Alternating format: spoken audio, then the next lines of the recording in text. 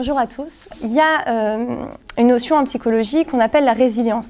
En réalité, la résilience, c'est une notion qui est physique et on l'a adaptée à la psychologie.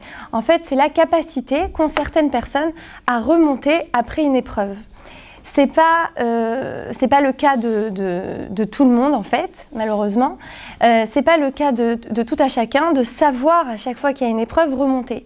Il y en a par contre qui savent remonter, mais ça va leur prendre plus de temps.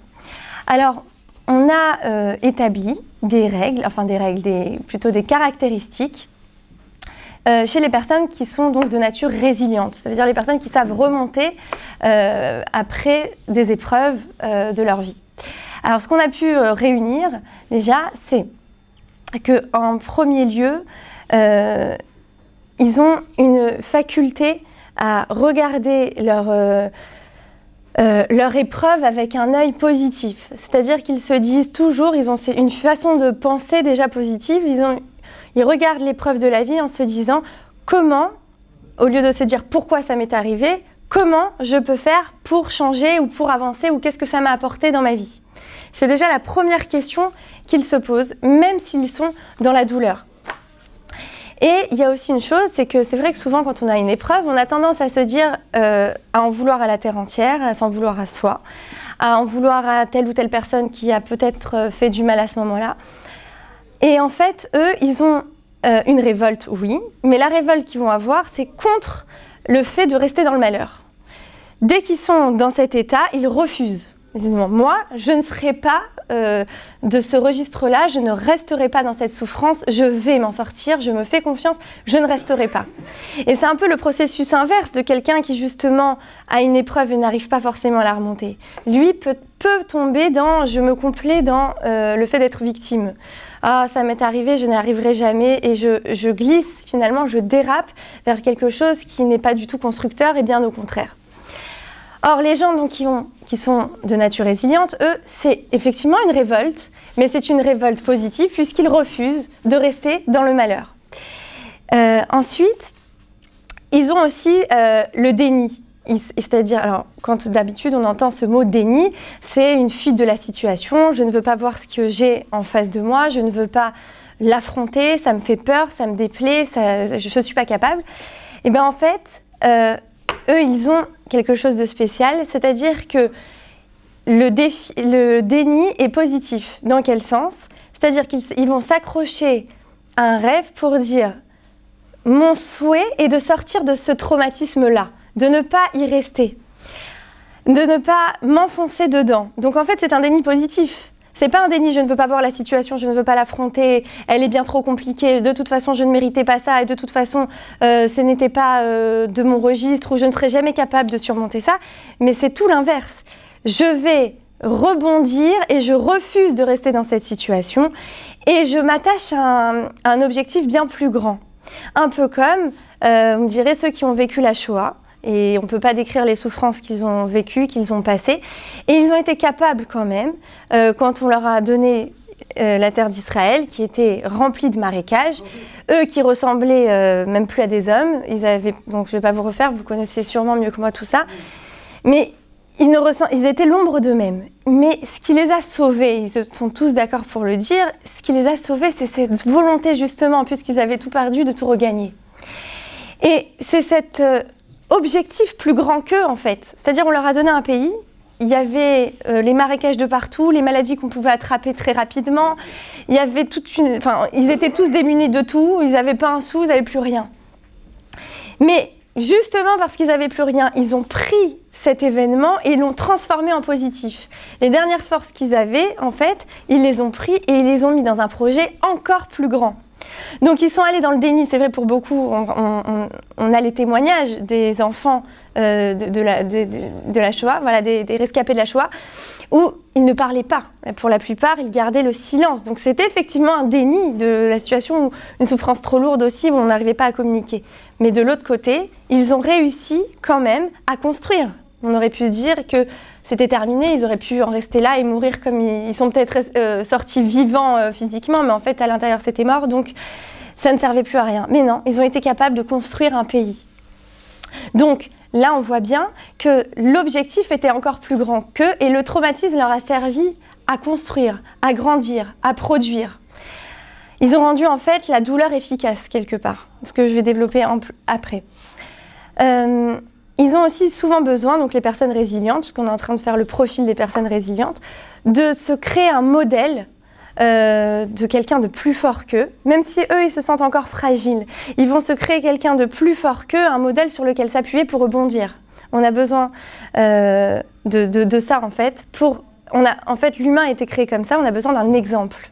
C'est pour ça d'ailleurs, pour faire une petite parenthèse, dans une ambiance familiale, on a besoin d'un père et d'une mère.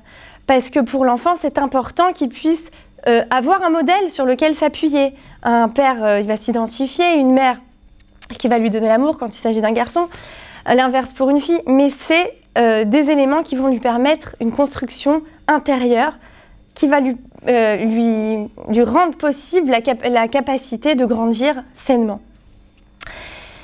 Maintenant, un résilient aussi, c'est-à-dire quelqu'un qui a une forte capacité de surmonter les épreuves, a tendance à développer une forme d'autodérision sur les traumatismes qu'il a vécus. Vous remarquerez souvent ça, qu'il y a des gens, ils ont vécu les pires difficultés dans leur vie et ils arrivent quand même à en rire.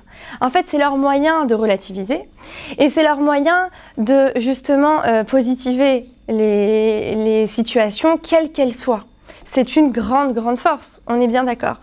Maintenant, effectivement aussi, en fait, toute l'idée de quelqu'un de résilient, c'est quelqu'un qui est capable de prendre sa blessure, en fait, la blessure dans laquelle il a été plongé malgré lui, et avec cette blessure, il est capable d'en faire quelque chose.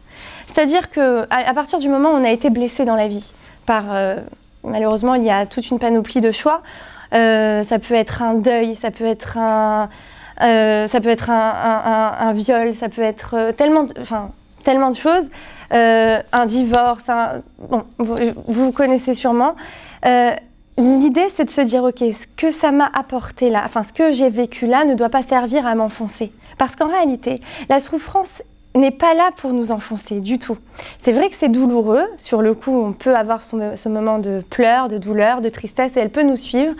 Mais en fait, on doit réussir avec cette douleur, justement, à en faire quelque chose de bien. Pourquoi? Parce que en fait, l'émotionnel, c'est ce qui va diriger quelque part notre vie. La plupart du temps, on croit qu'on fait des choix avec la raison. En réalité, on est dirigé par notre émotionnel. Je vous prends un exemple. Quand on se marie, on se dit non, moi je vais me marier, voilà, par exemple dans ma famille j'ai vu des choses que je n'aurais pas dû voir ou que j'ai pas été heureuse de voir, j'ai eu des parents qui se disputaient beaucoup, je veux justement quelqu'un de très très calme. Moi je suis travaillée pour être quelqu'un de calme, je veux que mes enfants entendent que le silence, le repos, la sérénité et ainsi de suite. Bon, mais en réalité, si on a tellement de conviction quand on parle de cela, c'est justement parce qu'au fond de nous, c'est notre émotion qui parle. Quelqu'un qui a vécu dans une famille où tout va bien, où il n'a pas spécialement souffert, on souffre tous de quelque chose, mais en tout cas pas au milieu familial, son père, sa mère, il a eu un équilibre intérieur. Il va naturellement chercher quelqu'un de sain, de posé, d'accord, pour se marier et construire, mais il va être beaucoup moins dans la recherche de la famille saine à tout prix. Ce sera beaucoup moins son émotion qui parlera. Tandis que l'autre qui aura vécu des choses très difficile dans son enfance et qu'il ne voudra surtout pas recommencer ses erreurs, va chercher, mais en fait c'est son émotionnel qui va parler. Vous voyez, il va dire mais c'est raisonnable ma façon de penser. Oui, c'est tout à fait raisonnable. Mais en réalité, pourquoi tu vas y mettre tellement de conviction? Pourquoi tu vas être tellement entier avec ta décision? Parce que c'est ton émotion qui la guide. Et en fait, quand on est dans l'émotion, on va s'apercevoir que notre vie va avoir une autre dimension. On va être beaucoup plus, on va y mettre beaucoup plus de cœur. Et vous verrez même, je suppose, dans vos vies, que là où vous avez mis votre cœur, ça a donné beaucoup plus de résultats, où ça a compté énormément, en fait, tout simplement, forcément. Là où on met notre cœur, on le vit la chose, on vit intensément. Même si c'est pas... parfois, ça peut être mauvais même de mettre trop son cœur. Quelqu'un, par exemple, qui financièrement, ça n'a jamais été chez lui, d'accord, ou même il a raté plusieurs fois dans sa vie, il peut en fait se remettre en question et réfléchir à l'envers, se dire peut-être que j'y ai mis trop de sentiments. En fait, c'était pour moi une question de survie de réussir parce que à travers ce statut, je me construisais moi. Or, c'est une erreur. On ne doit pas chercher à se construire à travers un statut. On doit d'abord être construit et le statut viendra forcément. Mais ce qui est important, c'est le travail intérieur qu'on va donner. Donc, pour cet exemple, pour vous donner cette notion, que en fait, on ne doit pas, que l'émotionnel, c'est lui qui va guider nos vies en réalité, et on n'en a pas forcément toujours conscience. On pense qu'on est raisonné. D'ailleurs, même quelqu'un qui vous dit « Non mais moi, je ne suis pas du tout quelqu'un de sentimental. Hein. Moi, tout est dans la pensée, je contrôle exactement ce que je dois penser, je sais exactement où je vais, je sais exactement ce que je fais. » Et c'est vrai que dans sa vie, tout est carré, d'ailleurs même un peu trop, ses enfants ont du mal à communiquer, sa femme n'en peut plus, enfin c'est vraiment terrible. Mais en fait, c'est quoi ça? Ça, c'est un homme qui se coupe de son caractère émotionnel, en fait, de tout ce qui est émotionnel, de tout ce qui est sentiment, parce que pourquoi? Parce que c'est trop douloureux. Parce que peut-être dans le passé, il en a beaucoup trop souffert, parce que il a senti que ça demandait un investissement bien trop grand de sa part et il ne s'est pas senti la force de donner plus que ça de sa personne, donc il a préféré couper court. Je me déconnecte totalement du monde émotionnel qui m'habite et je fais tout raisonnablement, mais en fait, c'est pas du tout raisonné. Ça aussi, c'est un choix émotionnel. Puisque tu as choisi de te couper de ton émotion, ça signifie que, finalement, ton émotion, grâce à elle, à cause d'elle, tu choisis de ne plus avoir affaire à elle. Bon, et ça, c'est très dangereux en réalité, puisque l'émotion, en fait, quelqu'un qui est stable réellement, quelqu'un qui est construit intérieurement, c'est quelqu'un qui est connecté à lui-même. Qu'est-ce que ça veut dire connecté à lui-même? Tachles, comme on dit. Ça veut dire quelqu'un qui sait se regarder en face, quelqu'un qui sait lire à l'intérieur de lui, quelqu'un qui sait lire ses émotions. Et justement, quand on parle, voilà, par exemple pour les personnes résilientes, il faut quand même avoir des facteurs, il y a des facteurs qui sont réunis pour être quelqu'un qui soit capable de rebondir. Bien que tout le monde s'est ouvert, c'est une porte qui est ouverte à tout le monde, on a tous la possibilité de rebondir, mais c'est vrai que pour certains, ça va être plus facile que d'autres, parce qu'il y a des facteurs innés. Les facteurs innés vont être les suivants. D'abord, le caractère quand l'enfant naît, déjà, évidemment, il y a son caractère, il y a sa nature, d'accord? Est-ce qu'il va être souple, confiant déjà naturellement ou pas? Il y a le climat familial dans lequel il s'épanouit. Est-ce que le couple va être harmonieux, va être sécurisant, comme je vous ai dit? Et il y a aussi l'attachement maternel auquel il va être, comment on dit ça, pardon, voilà, confronté depuis sa naissance. Et ensuite, il y a le milieu extérieur, les relations extérieures, en dehors du cocon familial, une fois qu'il va un peu plus grandir. Est-ce que ces éléments ont répondu à ses attentes pour qu'il soit construit intérieurement aussi? Maintenant, pourquoi je vous dis ça? Parce que justement, récemment, assez récemment en tout cas, on a compris que l'humain, comme il a été créé, a besoin pas seulement de conditions physiques et matérielles pour bien grandir, parce que c'est vrai que nous, par exemple, en tant que mère juive, on a besoin que notre enfant mange bien, qu'il soit bien douché, qu'il soit bien propre, que la maison soit bien nickel, pour qu'il se sente bien surtout, et qu'il évolue bien et qu'il grandisse bien. Oui, c'est évidemment bon, mais tout ça, c'est bien si c'est fait avec amour. Et justement, en 1980, il y a eu, donc c'est à ce moment-là que on a pu donner la vie à des bébés prématurés, mais de plus en plus prématurés. Et on s'est aperçu que c'était des bébés tellement petits que c'était des formes humaines, ça ressemblait même plus à même pas à des bébés au départ. On les a mis en couveuse. Et on s'est rendu compte que à chaque fois que les infirmières venaient pour les soins médicaux, ça créait en fait des dysfonctionnements et en fait il valait mieux au niveau physique éviter de les toucher, de les manipuler, ça pouvait être dangereux. Donc ils ont carrément installé un écriteau, ne pas toucher, devant les couveuses. Et ils ont mis des lampes à ultraviolets, ils ont mis toutes les conditions physiques nécessaires et vitales au fonctionnement du bébé prématuré. Ils ont essayé de recréer complètement l'ambiance fœtale. Voilà. Et puis, arrivés avec toutes ces conditions, ils se sont aperçus qu'il n'y avait pas d'évolution. Le bébé ne grandissait pas. Et c'était presque un affront à la science. Comment c'est possible? Toutes les conditions sont réunies et ça ne marche pas. Qu'est-ce qu'il y a? Et ça a pris des années, jusqu'à qu'en Amérique, dans un hôpital, ils se sont aperçus d'un coup que les conditions étaient toujours les mêmes, au niveau scientifique en tout cas, les lampes ultraviolets, la couveuse, tout le système médical était exactement pareil, mais un élément avait changé puisque les enfants grandissaient et sortaient vivants de ces couveuses-là.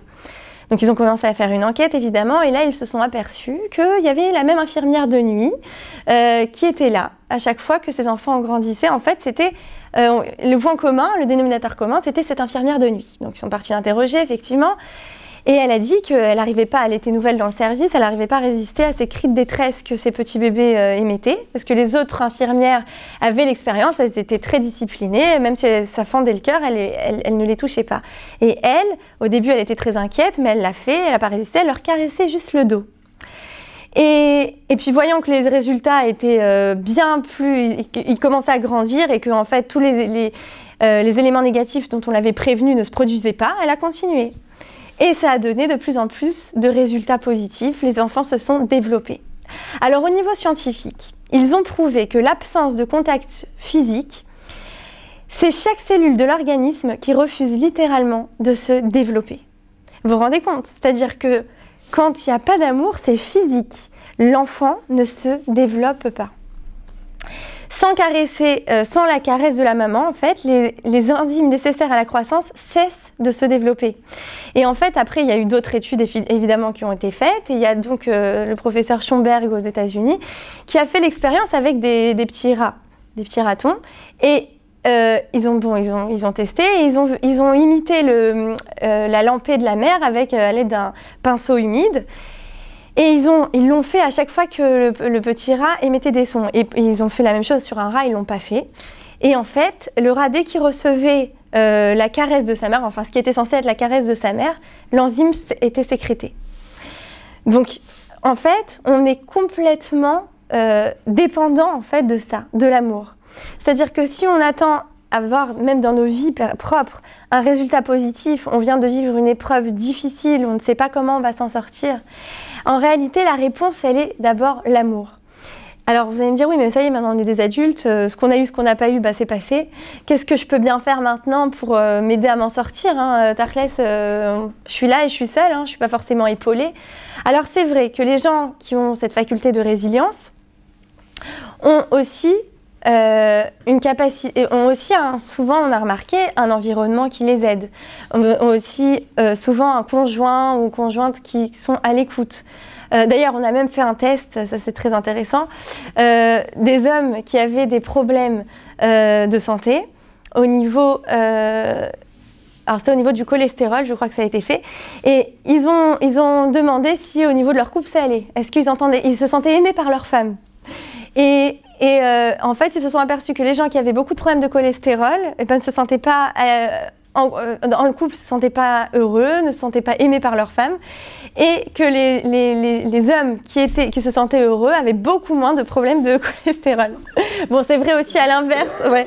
C'est vrai aussi à l'inverse chez les femmes, évidemment, surtout les femmes qui sont beaucoup plus dans l'émotion. Sur le cancer du sein, ça a été fait justement. Effectivement, les femmes qui se sentent heureuses en couple et dans l'harmonie sont, d'après le test, je ne me rappelle plus des chiffres malheureusement, ont beaucoup moins de cancer du sein.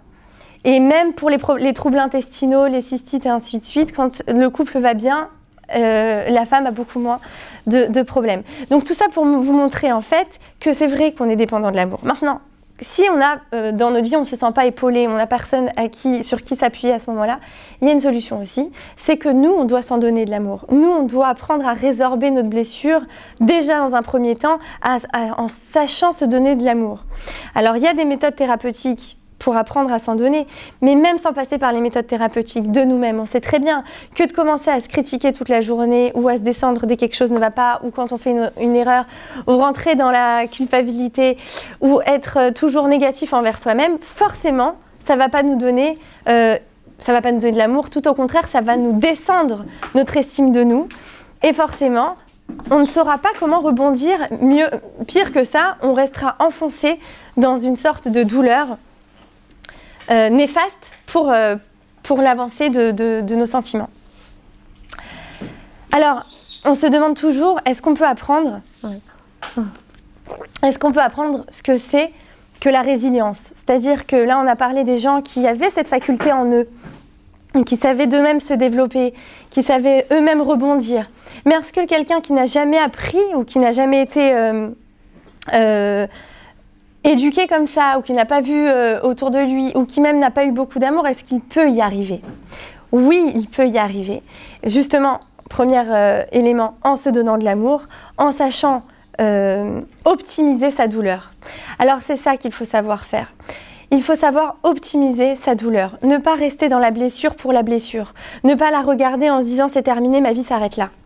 En fait, c'est exactement comme une huile, on arrive à l'obtenir quand on a pressé l'olive. Pourquoi? Parce que c'est en la pressant qu'on arrive à obtenir le meilleur d'elle. Et bien l'humain, c'est exactement pareil malheureusement. C'est quand on est dans la souffrance qu'on va donner le meilleur de nous-mêmes. Alors comme je vous ai dit au début, quand on est guidé, comme on est guidé par notre émotionnel, sans qu'on s'en rende forcément compte, quand on va être dans la souffrance, mais qu'on a appris à positiver notre souffrance, à la voir comme quelque chose qui va nous faire avancer et pas quelque chose qui va nous écraser, alors là, on va savoir donner le meilleur de nous-mêmes. C'est à cet instant-là qu'on saura donner le meilleur.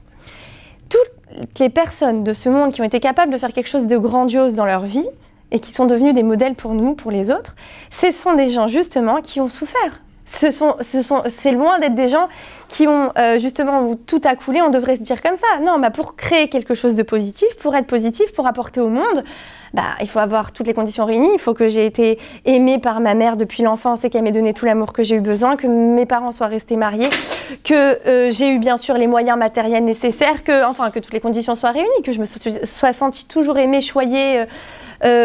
Et puis voilà, là, je pourrais donner le meilleur de moi-même. Eh ben non, justement, le ridouche, il est là. Justement parce que tu as eu des difficultés, c'est ça qui va donner le meilleur de toi-même. Et sache une chose, ta vie, elle est faite sur mesure pour toi. C'est elle, ta vie comme tu te l'as fait. D'abord, elle est le résultat de ce que toi, t'en as fait, et pas de ce qu'on t'a fait, ce qu'on t'a dit, c'est toi ce que t'as donné avec. À toi d'apprendre maintenant à tirer le meilleur de cette vie-là. Alors c'est vrai que les personnes aussi qui sont capables de surmonter les épreuves, elles vont en fait d'elles-mêmes choisir une création qui vont les sortir de leur souffrance ou qui vont justement, comme j'ai dit, optimiser la souffrance. Par exemple, les plus grands artistes, c'est des gens qui ont souffert, ils ont su mettre la douleur dans un tableau par exemple, ou dans une chanson, ou dans l'art. Ils ont su extérioriser, mais ça a donné quelque chose d'extraordinaire. Mais sans parler de l'art, même, voilà, j'ai eu une patiente il n'y a pas très longtemps, qui a eu son père qui est mort d'un cancer et elle en a énormément souffert, c'est venu très brutalement. Et ben bon, elle était assez jeune, mais ses études n'étaient pas du tout guidées par ça. Elle est partie étudier cancérologie. Et je sais, j'en suis sûre, même si j'ai pas encore assez de recul, qu'elle va faire des miracles. Pourquoi? Parce que c'est son émotionnel qui l'a guidée. Elle a optimisé sa douleur. Elle n'a pas supporté le choc de son père parti trop tôt, par une maladie qu'elle ne comprenait pas, qu'elle ne saisissait pas. Et elle a voulu étudier cancérologie parce qu'elle sait, en fait, c'est comme pour trouver des réponses à ces questions. Mais donc, qu'est-ce qu'elle a fait là? Elle a pris sa blessure, elle a pris sa douleur et elle en a fait quelque chose de positif. Grâce à elle, peut-être, des solutions vont être apportées à d'autres gens. Et on voit que, voilà, il y avait aussi, les histoires ne s'en finissent pas, là je pourrais vous en faire toute la journée, des histoires de gens qui ont eux-mêmes passé des épreuves terribles dans leur vie et qui ont su donc optimiser. Grâce à leurs épreuves, ils ont sauvé la vie d'autres personnes. Et en fait, en réalisant ces exploits-là, eux-mêmes se sont soignés. Parce qu'en soignant, voilà, son père est parti trop tôt, mais si elle arrive à soigner d'autres gens, ça va apaiser sa douleur. J'ai réussi à sauver le père d'une autre petite fille. Donc je me soigne, je m'apaise, je vais mieux, je laisse partir mon père. En fait, grâce à lui, j'ai pu faire de grandes choses.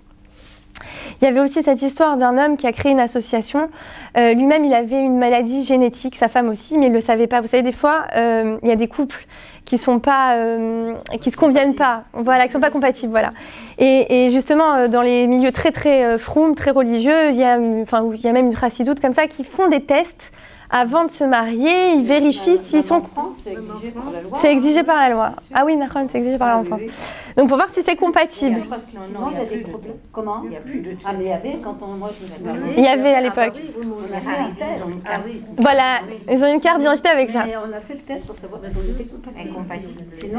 Sinon, ça ne peut pas marcher. Voilà. Enfin, ils se disent, voilà, je veux vérifier.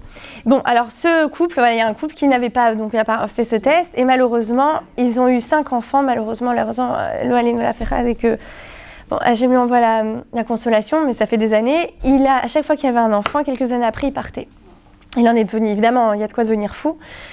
Et il a cherché à comprendre là aussi. Il a optimisé sa douleur. Il a créé une association justement pour faire ces tests.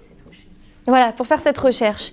Bon, il a pu aider d'autres gens. Il a pu sauver d'autres enfants, il a pu sauver d'autres couples. Donc c'est énorme ce que ça apporte. En réalité, les souffrances sont là. En fait, il faut savoir une chose aussi, il faut prendre bien conscience d'une chose.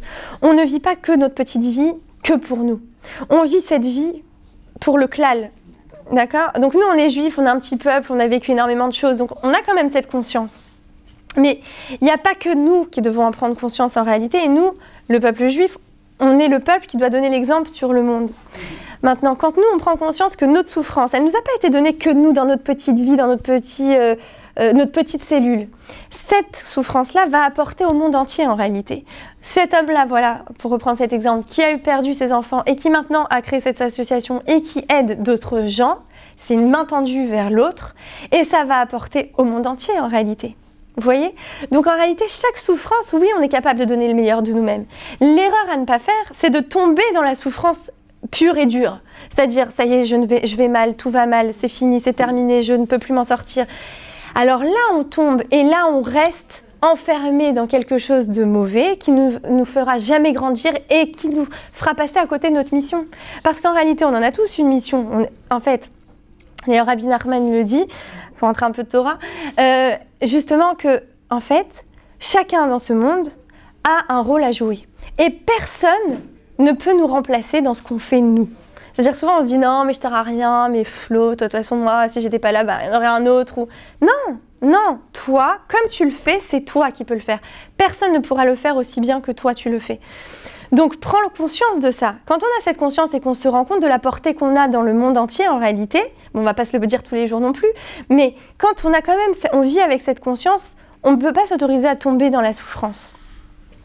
C'est vrai que quand on vit une souffrance, en fait, et j'ai souvent entendu ça lors de mes consultations, après un deuil surtout, j'ai entendu ça, on m'a dit, voilà, là j'étais à un stade où je sentais que j'étais sur un fil. Voilà, par exemple, je repense à une patiente qui m'a dit, j'étais à la fin de la Shiva de mon mari, avec qui j'avais passé 30 ans de ma vie et que vraiment c'était très fort. Enfin, c'était très fort, puis de toute façon 30 ans passés avec son mari, évidemment que c'est fort. J'étais sur un fil, maintenant il est parti, je suis seule, mes enfants sont tous mariés. Qu'est-ce que je fais ? J'ai le choix, ou je tombe, ou je lève la tête et je continue. J'ai choisi la deuxième option. Je ne dis pas qu'elle était simple, mais je me permets d'avancer. Maintenant, cette femme, elle aide énormément de gens. Vous imaginez la perte que ça aurait été pour le monde si elle était tombée ? C'est ça qu'il faut voir. C'est-à-dire que, bon, nous, à la base, quand elle l'a fait, elle ne s'est pas dit « je vais apporter au monde ».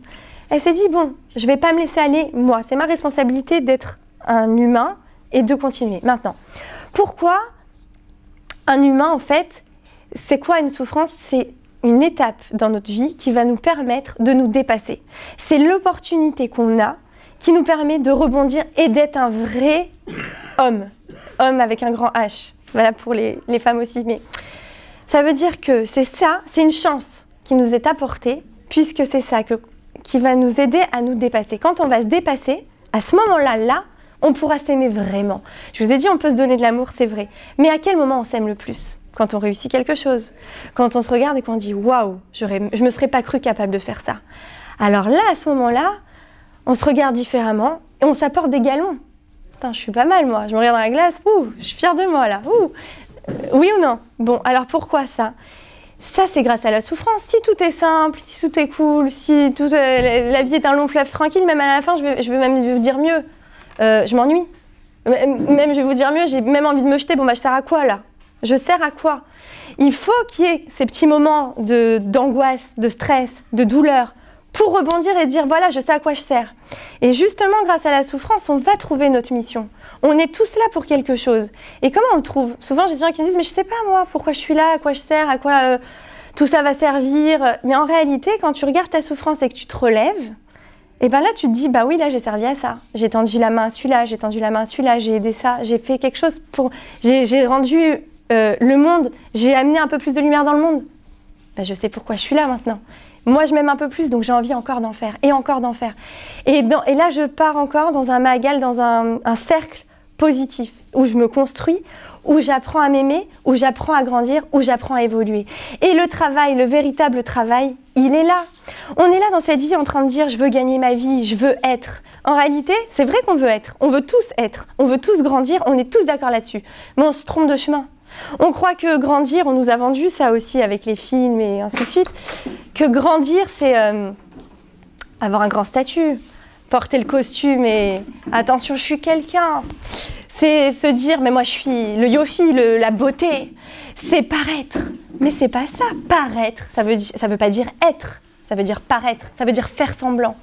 Mais ça veut pas dire qu'à l'intérieur t'es construit. Tu peux très bien avoir passé ton temps à gagner de l'argent, oui. À être respecté par les gens, peut-être. Et après, qui t'es toi à l'intérieur? Est-ce que tu arrives à te regarder en face? Est-ce que t'es quelqu'un vraiment? On n'en est pas sûr. Tandis que quand tu t'affrontes à la douleur et que tu remontes malgré la douleur et que tu arrives à sourire et que tu arrives même à aider des gens alors que toi-même tu as passé des choses terribles, là tu sens que tu es quelqu'un. Là tu sens que tu t'es dépassé. C'est exactement ce que en réalité la Torah nous enseigne sans arrêt. Pourquoi elle nous parle de nos ancêtres qui ont vécu il y a des millénaires? On pourrait se dire mais allez, c'est du vieux là. Oh, on est en 21e siècle, là il y a Facebook, WhatsApp, compagnie, les films, le machin. C'est bon, ça me dit ça, je sais quoi vivre, je sais comment vivre, je sais comment je vais me marier, je sais avec qui je vais me marier, je veux qu'il soit beau, intelligent, riche, et nan. C'est ça la vie? Non. Ça c'est ce qu'on te fait croire qu'est la vie. Mais la vie, on nous l'a apprise déjà et on t'a donné des enseignements. Quand on t'a donné par exemple... les ancêtres qui, eux, ont vécu des choses terribles et qui s'en sont relevés, c'est ça qui va t'aider, toi, au jour d'aujourd'hui, à relever. Justement, je vais vous rapporter un petit devoir qui sert dans ce cours d'une rabbinite en France, qui s'appelle Rabbinite Asaraf. Elle a dit quelque chose d'extraordinaire. Yosef Hatzadik, quand on le voit, on voit qu'il a, lui, accumulé toutes les blessures possibles. Il a été rejeté par ses frères.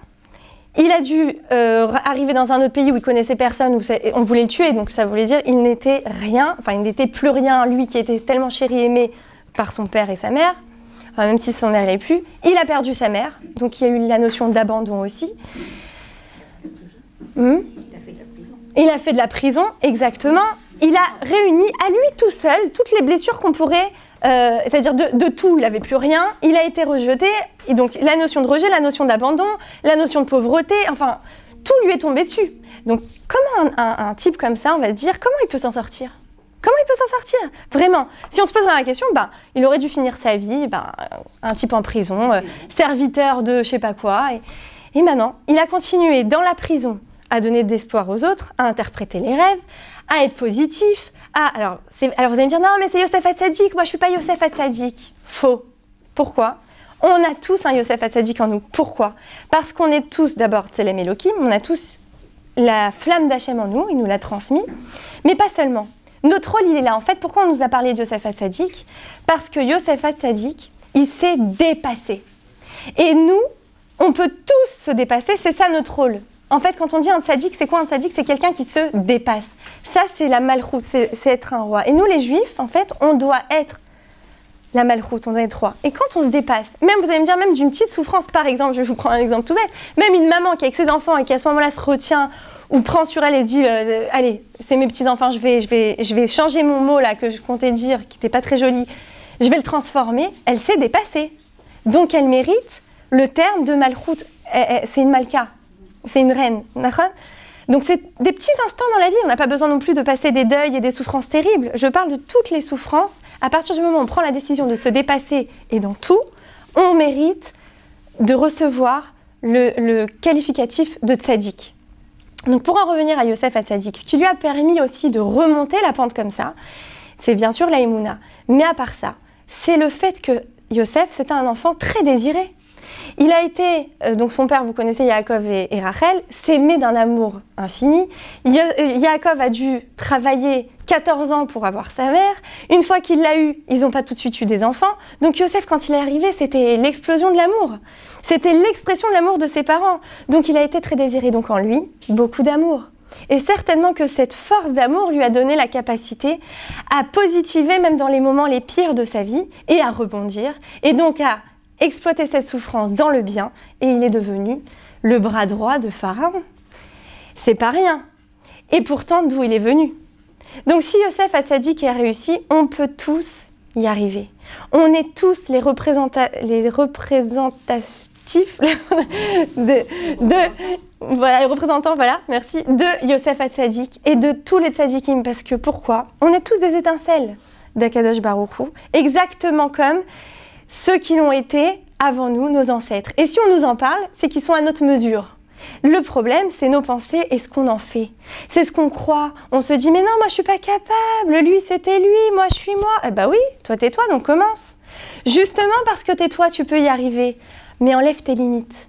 En réalité, si on enlevait nos limites, et c'est là que le travail thérapeutique entre en jeu en réalité, c'est qu'on a tous des fausses croyances, des croyances erronées qui nous enfoncent dans quelque chose de négatif sur nous-mêmes. Si toute notre enfance, par exemple, je prends un exemple bête, mais on nous a répété « t'es nul, tu vaux rien, t'as jamais réussi, t'as jamais ci, t'as jamais ça », inconsciemment, même si on n'y croit pas, ça va nous s'imprégner en nous. Donc quand on va être plus grand, quand il y a quelque chose qui va être difficile à vivre, et c'est normal qu'il y ait des choses difficiles puisqu'on a dit c'est là qu'on va grandir normalement, et ben devant la souffrance, on va être pieds et mains liés. Je peux pas y arriver, je suis trop nulle, je suis incapable de, je suis pas bon.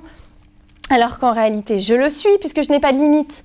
En réalité, mon âme à l'intérieur, elle est grandiose. Mais je suis limitée par ce que j'en fais et par ce que je crois de moi-même. Et il faut chercher à identifier ces croyances que l'on a erronées sur nous-mêmes, les casser et les faire casser ces limites pour laisser justement cette âme s'exprimer. Je suis devant la souffrance, je peux y arriver. Et je vais vous prendre un exemple assez récent. Pour ceux qui en ont entendu parler, c'était, je crois, il y a 4 ans maintenant. Vous connaissez peut-être la famille Fogel. Voilà. Alors, elle nous donne souvent des cours, donc c'est pour ça que j'aime beaucoup en parler aussi dans les miens. Voilà. Elle nous disait comme ça, elle s'occupe maintenant, donc je rappelle pour ceux qui ne les connaissent pas, c'est une famille qui... Voilà. Donc, elle s'appelle la rabbinite Tali Ben Ishai et son mari, le Rav Ben Ishai. Leurs enfants ont été touchés dans un attentat chez eux, dans leur maison. Ils étaient donc vendredi soir et il y a un terroriste qui est rentré, qui a tué, ils avaient 6 enfants, il a tué 3 enfants et les parents. Et 3 enfants dont un nourrisson en plus qui avait 3 mois. Donc c'est terrible. Et il reste 3 enfants dans l'histoire, d'accord? 3 enfants. Les grands-parents, donc la rabbinite Tali Ben Ishai et son mari ont pris en charge les 3 enfants. Alors, si on reste dans nos pensées limitantes, comment des enfants pareils pourront se relever d'une telle épreuve? Ils ont perdu non seulement leur père, leur mère, leurs 3 frères et sœurs, dans leur propre maison. Ça veut dire quoi pour un enfant, ça? Ça veut dire, je n'ai plus de sécurité nulle part. Mes parents, on les a tués. Il y en a, malheureusement, bon, pas pour casser, justement. Dans quelles conditions? Donc, on peut se dire, mais la sécurité intérieure, elle a été complètement... Elle a volé en mille morceaux. Qu'est-ce qu'il leur reste pour se construire? Eh bien, si vous entendez parler ces enfants, c'est-à-dire nous, je ne les ai pas entendus moi parler, la rabbinite qui nous a répété leurs paroles, ça va vous figer, vous donner des forces pour la vie, je pense. Enfin, personnellement, je pense que ça en donne. Pourquoi? Parce que des enfants de avec cette épreuve, ont réussi à se reconstruire. Donc, si eux, ils ont réussi, c'est que tout le monde peut y arriver. Et c'est à cette génération. Et on ne parle pas de Yosef Hatzadik pour ceux encore sceptiques qui vont me dire « Non, mais c'est Yosef, c'est à l'époque, c'était machin. » D'accord. Alors, je te parle d'aujourd'hui d'enfants. Je te parle même pas d'adultes. Je te parle d'enfants. Ces enfants, quand voilà, il s'est passé l'autre attentat à Soukot, malheureusement, avec les parents dans la voiture, qui ont été tués dans la voiture devant leurs autres enfants, tout le monde a commencé à s'inquiéter aussi pour les enfants de la rabbinite Tali Ben Ishai. Comment vous allez? Alors elle-même, comme tout le monde s'inquiétait, elle est partie les voir, elle a dit à un de ses petits-enfants, mais comment tu vas toi? Tout le monde me demande, ça doit te remuer d'entendre tout ça. Comment tu vas? Et puis tout le monde a peur pour toi. Tout le monde... Il lui dit, mamie, il faut que tu saches une chose, la peur, c'est un sentiment. D'accord? On peut contrôler nos sentiments. J'ai fait le choix de contrôler mes sentiments. C'est ça qu'il a voulu dire. Vous vous rendez compte? Un enfant. Non, c'est un degré, d'accord. Mais il a été capable de dépasser cette douleur. Et je vais vous dire même plus que ça. Même la rabbinite Talibani Shai et son mari. Après avoir perdu un enfant, des petits-enfants, un gendre, toute une famille, on pourrait se dire, ça y est, on arrête là, quoi. Je vais encore reprendre 3 enfants. J'arrête, je ferme le magasin. Ça y est, il n'y a plus personne. Laissez-moi pleurer dans mon coin tout le restant de mes jours. J'ai plus besoin de vivre. Non. Elle se déplace, elle donne des cours, elle encourage, elle va consoler les familles endeuillées. Qu'est-ce qu'elle a fait là? Elle a exploité sa douleur pour le bien. C'est-à-dire que maintenant, elle est une bannière pour tout son peuple. Elle est là, elle éduque ses petits-enfants, elle leur donne la force nécessaire pour continuer, pour vivre et qui vont eux-mêmes faire une famille, j'en suis sûre, retransmettre d'autres forces à d'autres. Elle va, elle console les autres. Elle grandit le monde. Vous voyez ce que je veux dire? Et on a tous cette capacité. Et chacun à sa mesure. C'est vrai qu'on n'a pas tous les mêmes épreuves. On n'est pas tous les rabbinites Talibani Shai, on n'a pas tous... Alors vous me direz, bah heureusement parce que moi, je ne m'en sortirai pas. Bah oui, Hachem, il le sait, il gère son monde, il sait très bien à qui il envoie quoi. Il a envoyé ça malheureusement parce qu'ils sont du degré où ils sont capables d'assumer quelque chose d'aussi énorme. Mais toujours est-il que nous, à chacun à notre mesure, on est capable de redonner, grâce à notre souffrance, de donner le meilleur de nous-mêmes. Exactement comme l'huile, on la presse, elle nous donne la meilleure huile. Et bien nous, on nous presse, on est capable de donner le meilleur. Mais il faut sortir pour cela de nos pensées limitantes. Il faut sortir pour cela de tous les complexes qu'on a pu se faire, c'est vrai. Parce que ça nous lie les mains et du coup, on est incapable de se voir comme on est, de quelle force on a, de quelle force on est pourvu et de quelle force on a pour s'en sortir, pour regarder au-delà de cette souffrance et à quel point elle peut... Cette souffrance, oui, cette souffrance, nous aider à grandir et à faire grandir notre entourage autour de nous. À agrandir notre flamme, parce qu'en fait, je vous ai dit, on a le Tselem Elohim, donc la flamme d'Akadosh Baruch Hu, elle est chez nous. Mais à travers la souffrance, elle va grandir si on sait l'exploiter, si on sait l'optimiser. Donc à chacun d'entre nous, le rôle qu'on a sur cette terre, si vous cherchez encore la mission qui vous incombe, cherchez d'abord à sortir de votre souffrance. Quand vous en sortirez, naturellement, vous allez comprendre quelle était là votre mission en fait. Que grâce à elle, vous allez grandir, vous allez travailler, vous allez aider. Et ça va vous donner votre sens à votre vie. D'ailleurs, il y a même des thérapies qui ont été développées. Comment? En trouvant à chaque patient, en l'aidant à trouver le sens de sa vie. Vous voyez? Où il est son sens? Où il est son but? Le but de son existence? Souvent, les gens ils viennent me voir et me disent « Mais je ne sais pas à quoi je sers, je ne sais pas pourquoi je suis là, je ne sais pas. » Et en fait, en leur donnant une petite étincelle sur le sens de sa vie, il y a une flamme qui s'allume et c'est la porte ouverte vers la voie de la guérison. Parce que grâce à cette petite flamme, on peut en trouver d'autres sur le chemin, on peut s'autoriser à grandir, on peut s'autoriser à changer, on peut s'autoriser à retrouver la flamme qui nous habite et à avancer avec elle.